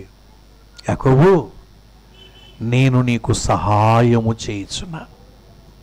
విమోచించడం మాత్రమే కాదు సుమా, పురుగుకు ఎవరు సహాయం చేయగలరు? పెద్దవారికి సాయం చేయగలరు, ఉన్నవానికి సాయం చేయగలరు. పురుగుతో దేవుడు మాట్లాడుతున్నాడు. పురుగుతో మాట్లాడి, యాకోబు నీకు సహాయకుడని నేనే. ఎప్పుడన్నా అనుకుంటున్నావమ్మా, నాకెవరు సాయం చేస్తారు, నన్నెవరు పట్టించుకుంటారు? నిజమే, ఈ లోకంలో పట్టించుకోవాలంటే ఏదో ఒకటి ఉండాలి. ఏదీ లేని వాడిని ఎవడు పట్టించుకుంటాడు చెప్పండి? లాజర్ను కూడా ధనవంతుడు పట్టించుకున్న దాఖలాలే లేవు. ఉంటే ఎంత, లేకుంటే ఎంత, ఆయన బతుకు ఎంత కదా. ఒక్కరు కూడా అట్లా పట్టించుకున్న పాపాన పోలేదు. నిజమే, పురుగులకు ఇంకా సాయం చేసేవాడు ఎవడు ఉంటాడు? దేవునికి స్తోత్రం. ఈ రాత్రి వేళ నేను పురుగు లాంటి వాడను, పురుగు లాంటి దానను, నాకెవరు సాయం చేస్తారంటే నిన్ను విడిపించిన దేవుడే నీకు సహాయకుడుగా ఉన్నాడు. నమ్మండి, దేవుని సహాయం అద్భుతం, ఆశ్చర్యం. మనుష్యుల సహాయం వ్యర్థం. బైబిల్ మాట నమ్మండి. ఒకవేళ మనుషులు సహాయం చేస్తే అది పరిమితం. గోరంత సాయం చేసి కొండంత చెప్తా ఉంటాడు ప్రచారం కదా. మనిషి సహాయం అంతా ఇంతే. ఎవరైనా కుర్చీ ఇచ్చినారనుకోండి, వచ్చిన ప్రతిసారి సార్ కుర్చీ లేకుండా నేనే కొనిస్తే ఇంకప్పటి నుంచి కూర్చుంటున్నాడు అంటుంటాడు. ఒక కుర్చీకి ఇన్నిసార్లు చేస్తే దేవుడు చేసిన సహాయం, దేవుడిచ్చినవి, అసలు దేవుడిచ్చినవి ఎవరు ఇవ్వగలరండి? ఈరోజు ప్రాణముతో ఉన్నాం, ఎవరిచ్చినారు? ఈరోజు పిల్లలతో కుటుంబంతో కలిసి ఆనందిస్తున్నాం, పిల్లల్ని ఎవరిచ్చినారు? ఈరోజు జీవంతో ఉన్నాం, జీవాధిపతి లేకుండా జీవంతో ఉండగలమా? ఆలోచన చేయండి. ఆయన చేస్తున్న సహాయాలు గుర్తుపట్టలేనంత అందులమైతే ఎవరేం చేయగలరు? ఆయన సహాయం వలననే నీటి వరకు నిలిచి ఉన్నాం. ఇది ఎప్పుడు మర్చిపోవద్దండి. ఆయన సహాయము చేయవాడు. ఆయన భూమి మీద చేయగలడు, ఆకాశంలో చేయగలడు, సముద్రం మీద కూడా చేయగలడు. ఎందుకంటే అన్నింటికీ ఓనర్ ఆయనే. సర్వ సృష్టికర్త సహాయం చేస్తే ఆ సహాయం పరిమితి లేనిది. ఒక వ్యక్తి 1 ఎకరా పొలం దడపడానికి ఉదయం నుంచి ట్యాంకర్లు పెట్టిన మధ్యాహ్నం వరకు తిప్పలబడాలి. కానీ దేవుడు ఒక 10 నిమిషాలు వర్షాన్ని ఇస్తే ప్రపంచాన్ని తడపగలడు. అది దేవుని సహాయం, సామర్థ్యం. అర్థమవుతుందా? అందుకే బైబిల్ చెప్పే మాట, మనుష్యుల సహాయం వ్యర్థము. దేవుని కాళ్ళే పట్టుకోండి. దేవుని సహాయం చేతనే బతుకుదాం. అన్నా నువ్వు సాయం చేయకపోతే నేను బతకలేనన్నా, ఎట్లన్నా చూడన్నా, నువ్వే సాయం, ఈ మాటలు వదిలిపెట్టేసేయండి. మనం దేవుని బిడలం, ఆయన చేత విమోచించబడిన వారు. ప్రభు సాయం చేస్తాడు. రాజు లెక్కనే బతకాలి. అబ్రహాం బ్రతుకులాగా. అబ్రహాం అన్నాడు కదా, దేవుడే నన్ను ధనవంతుని చేయాలి కానీ నువ్వు చేయకూడదు. నువ్వు చేసి మాటి మాటికి నాకు ఇలా చెప్పడం నాకు నచ్చదు. నేనే అబ్రాహామును ధనవంతుని చేస్తున్నానని నువ్వు చెప్పకుండాన్నట్లు. అంటే అబ్రాహాము యొక్క ఆశ ఏంటంటే ఎవడూ చెప్పకూడదు. అబ్రాహాము ఎంత ధనవంతుడు ఎట్లయినారంటే దేవుడే చేసినాడని చెప్పాలా. అది ఆయన రోషం, ఆయన వ్యక్తిత్వం. ఒకటి, పురుగు లాంటి యాకోబుకును విమోచించాడు. రెండవది, పురుగు లాంటి యాకోబును ఏం చేశాడు? సహాయము చేశాడు. మూడవది చూడండి, మళ్ళీ 14వ వచనమే చూద్దాం. మూడవది యాకోబుకు చేసిన మూడవ కార్యం మళ్ళీ చదువుదాం. 14.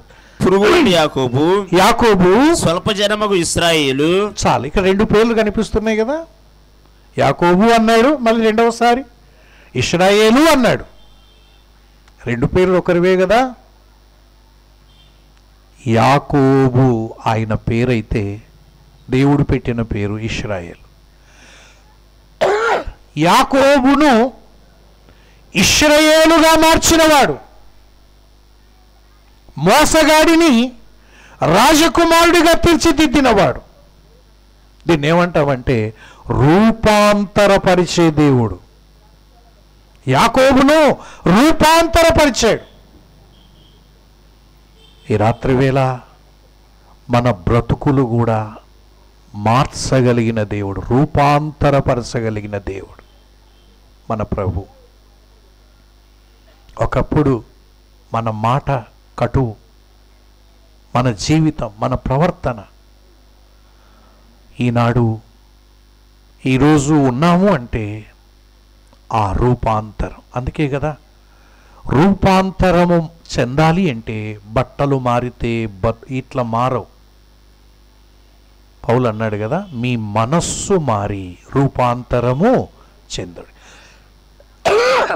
రూపాంతరము చెందాలంటే మనస్సు మారాలి. మనస్సు మార్చడం దేవుని వల్ల తప్ప ఎవరి వల్ల చేతగా. ఒక సహోదరుడు తన భార్య గురించి ఇలా సాక్ష్యం ఇచ్చాడు. 25 సంవత్సరాలు యానివర్సరీ తర్వాత ఆ రోజు, అన్న ఎన్నడూ ఏమి ఇవ్వలేదు కానీ ఎందుకు ఆ రోజు అనిపించింది, నా భార్యని పిలిచి 25 సంవత్సరాల దాంపత్య జీవితంలో ఎన్నడూ నీకేమి ఇవ్వలేదు, నాకు ఎందుకు ఈరోజు అనిపించింది, ఏదో 25,000 ఇస్తున్నాను, ఏదన్నా కొనుక్కో అన్నాడు.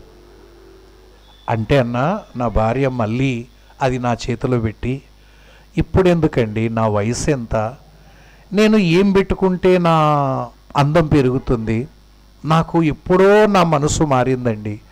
ఒకప్పుడైతే వస్త్రాల మీద, ఆ బంగారు నగల మీద, ఈ కమ్మలు వీటి మీద నాకు మనస్సు ఉండేది, కానీ ఈరోజు నా మనస్సు మారిందండి, నాకు అక్కర్లేదండి.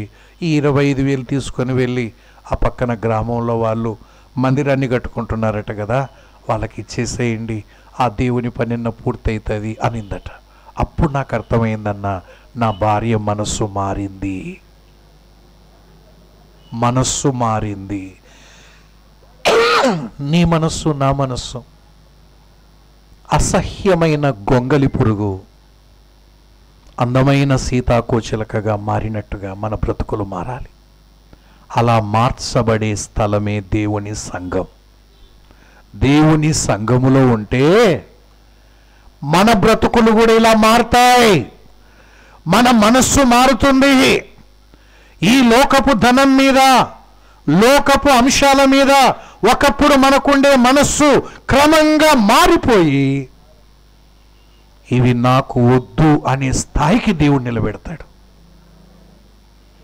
మనం సంఘములో లేకపోతే ఎలా మార్పు చెందుతాం? నమ్ముకున్న రోజు ఏ రోజు ఉన్నామో అదే ఈ రోజేనా? మూడవ పని, పురుగు లాంటి యాకోబుకి ఏం చేశాడు అంటే రూపాంతరపరిచిన దేవుడు. యాకోబును ఇశ్రాయేలుగా మార్చిన దేవుడు చిట్ట చివరిది చూచి మనం ముగించుకుందాం రండి. 15వ వచనాన్ని చదువుదాం. ఆయన 4వ కార్యం పురుగు లాంటి యాకోబుకి ఏం చేశాడు? కక్కులు పెట్టబడి పదునుగల క్రొత్తదైన నురిపిడి మ్రానుగా నిన్ను నియమించి ఉన్నాను. నీవు పర్వతములను నూర్చుదువు, వాటిని పొడి చేయుదువు, కొండలను పొట్టువలే చేయుదువు. పురుగుతో చెప్తున్న మాట ఏంటంటే, యు ఆర్ అపాయింటెడ్, నేను నియమించి ఉన్నాను. ఏం చేస్తావు నువ్వు? ఏం చేస్తావంటే పర్వతములను నూర్చుదువు, పొడి చేస్తావు, కొండలను పొట్టువలే చేస్తాడు. అంటే దేవుడు పురుగును కూడా వాడుకుంటాడని అర్థమవుతుంది కదా. అప్పుడప్పుడు అనిపిస్తుంటుంది కదా, నన్నెవడు వాడుకుంటాడని. ఆశ కూడా కదా, నేను ఇట్లా వాడబడాలి, అట్లా వాడబడాలి. అది నీకు సంబంధం లేని విషయం. వాడుకునేవాడు దేవుడు. దేవునికి వదిలేసాయి. ఆయన పురుగునైనా వాడుకుంటాడు. పురుగునైనా యాకోబును వాడుకొని కొండలను పొడి చేసేవానిగా, పర్వతములను నూర్చేవానిగా దేవుడు అపాయింట్ చేశాడు, నియమించాడు. ఈ లోకం వాడుకోవడానికి అర్హత కలిగిన వారి కొరకై ఎదురు చూస్తూ ఉంటుంది. కానీ దేవుడు తాను ఎన్నుకున్న వానికి తనే అర్హతలు ఇచ్చి వాడుకుంటాడు. తేడా తెలుసున? దేవుడు వాడుకోవడానికి, లోకం వాడుకోవడానికి. ఆర్మీలో పనిచేయాలి అంటే ఇంత ఎత్తు ఉండాలి, ఇంత వెయిట్ ఉండాలి, చెస్ట్ ఇంత ఉండాలి, ఇవి చేయాలి, ఇవి క్వాలిఫై అయితేనే మేము వాడుకుంటాం ఆర్మీలో. కానీ క్వాలిఫికేషన్స్ లేకుండానే దేవుడు పిలిచి తర్వాత క్వాలిఫికేషన్స్ ఇచ్చి వాడుకుంటాడు. దేవుని వాడకం వేరు. మోషేను వాడుకోలేదా? అయ్యో ప్రభువా, నేను నత్తివాడను తండ్రి, నేను చేతగాని వాడన్న ఆయన, వద్దు తండ్రి, పంపవలసిన వారిని పంపు అన్న కానీ దేవుడు మోషేను ఎంత అద్భుతంగా వాడుకున్నాడు అంటే, నాయకత్వములో ప్రపంచం పుట్టినప్పటి నుండి ర్యాంక్స్ ఇస్తే, నాయకునికి ర్యాంక్స్ ఇస్తే ఎవర్ గ్రీన్ నంబర్ 1 ర్యాంకు మోషేకే. అంతమందిని ఎలా నడిపించాడో కదా, అది దేవుడు వాడుకున్నాడు. ఒక్క మాట, దేవుడు పురుగులను కూడా వాడుకోవాలంటే 1-2 విషయాలు మనసులో పెట్టుకోండి. ఒకటి, దేవునికి అందుబాటులో ఉండాలి. దేవుడు వాడుకోవాలంటే ఎట్లా ఉండాలా? అందుబాటులో. ఎవరైనా సరే వంట రూములో సహోదరీలు పాత్రలు వాడుకుంటుంటారు కదా. ఏ పాత్రని ఎక్కువ వాడుకుంటారమ్మా? ఏ పాత్ర ఎక్కువ అందుబాటులో ఉంటుందో ఆ పాత్రనే వాడుకుంటారు. కొన్ని పాత్రలు పైన పెట్టింటారు అందకుండా. మాటికి ఇట చేయి జాపినప్పుడల్లా పెద్ద పాత్రనే, కానీ అందదులేబ్బా, ఇదే తీసుకుందంతే. అదే మాటికి అందని పాత్రలు ఎవరు వాడుకుంటారు? గొప్ప పాత్రలైనా, విలువైన పాత్రలైనా అందుబాటులో ఉంటే మనం కూడా పరిచర్యకి ఎవరిని వాడుకుంటారు? అందుబాటులో ఉంటే వాడుకుంటారు. కొంతమంది ఎట్లా ఉంటుందో తెలుసున, పని జరిగేటప్పుడు రారు, అందుబాటులో ఉండరు, శ్యామలు వేసేటప్పుడు రారు, అంత అయిపోయినాక ఇది ఇట్లేసింటే బాగుండు కదా అంటారు. అప్పుడు రేగుతుంది. ఎవరే, నువ్వు వేసేటప్పుడు ఉండింటే వాడుకునేవాడిని కదా, అప్పుడు అందుబాటులో ఉండరు. అంత అయిపోయిన తర్వాత ఇది ఇట్లా చేసింటే, అందుబాటులో లేకపోతే దేవుడు కూడా వాడుకోలేడు. చూడండి. రెండవది, దేవుడు వాడుకోవడానికి అర్హమైన పాత్ర ఏంటంటే పరిశుద్ధమైన పాత్ర, దేవుడు కోరుకునే పాత్ర. ఒక చోట నీళ్లు పెట్టినారు తాగడానికి, 2 గ్లాసులు ఉన్నాయి. ఒకటేమో బంగారు గ్లాసు, దాదాపు కొన్ని లక్షలు విలువ చేసే గ్లాస్ అది. ఇంకొకటేమో సత్తు గ్లాస్, అల్యూమినియం, 20 రూపాయలు పెడితే వస్తుంది. బంగారు గ్లాసులు ఏమో మట్టి పడింది, చెత్తబడింది, పురుగులు చచ్చిపడ్డాయి, పురుగులు కూడా చచ్చిపడ్డాయి. కానీ అల్యూమినియం గ్లాస్ అయినప్పటికీ, సత్తు గ్లాస్ అయినప్పటికీ శుభ్రంగా తోమి తెల్లగా అక్కడ శుభ్రంగా ఉంది. ఏ గ్లాస్తో నీళ్ళు తాగుతాం? అన్నా అది బంగారు గ్లాస్ అన్నా తాగన్నంటే, ఏ బంగారు గ్లాస్ తాగి సావాలనా? ఇక్కడ విలువలో లేదు సుమ, శుభ్రంగా ఉన్న గ్లాసునే వాడతాం కదా. దేవుడు కూడా అంతే, పరిశుద్ధంగా బ్రతికితే వాడుకునేవాడు ఆయన. ఏమన్నా వాడుకొని, ఎట్లన్నా వాడుకొని. వాడుకోవాలి అన్న నీకు ఆశ ఉంటే ఈ రెండు చూసుకో. దేవుడు ఎప్పుడు పిలిచినా అందుబాటులో ఉండు. రెండవది పరిశుద్ధంగా బ్రతుకు. ఆ ఒక్క సేవ నువ్వు చేస్తుండు, మిగతా ఏం సేవ చేయించుకోవాలో నీతో దేవుడు ఆలోచన చేస్తాడు. నువ్వు ఆలోచన చేయకు.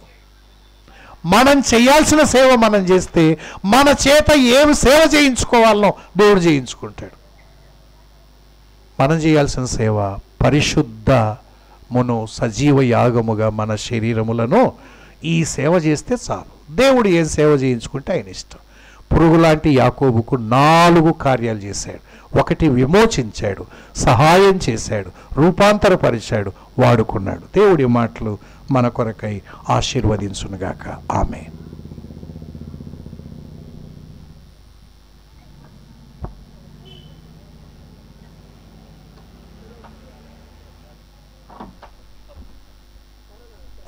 మంచిది. దేవుని యొక్క మాటలను, దేవుని మాటలు అన్న గారి ముందే